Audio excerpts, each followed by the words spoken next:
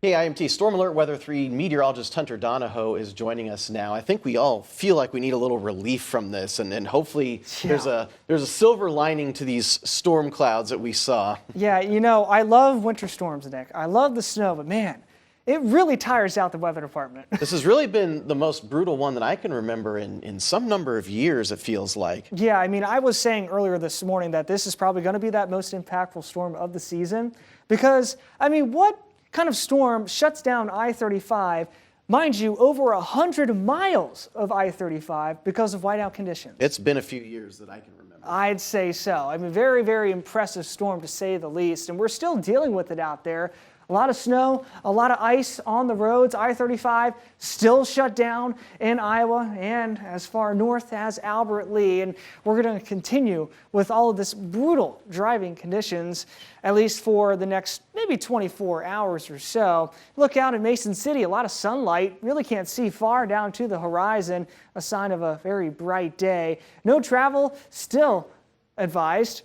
Right around Austin, I-90, Highway 218, and there you go. It does appear, at least according to our weather graphic, that I-35 is in fact open now, but still completely covered, and that little section just south of Albert Lea towards the Iowa border is still closed, but things, of course, will be getting better as time goes on. Partially to completely covered roads for everybody out there. Temperatures holding in the single digits for almost everyone, low to mid-teens out to the east. Northwest winds around 15 to 25 miles an hour with wind gusts over 30 to 35 miles per hour at this time. That's giving us wind chills in the negative teens for almost everybody. The only exception is out to the driftless where we are holding near zero for those wind chills.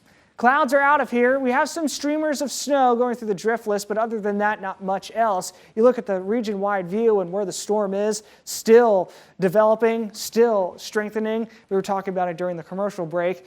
It's a bomb cyclone. Bombogenesis is the process this is going through, dropping heavily in terms of pressure. That means it's strengthening very fast. But we're on the fleeting impacts from this. Those winds will be relaxing through the rest of our day as high pressure starts to build in. We got around 6.5 inches of snow in Rochester, 6 inches in Albert Lea, 5.5 in Casson.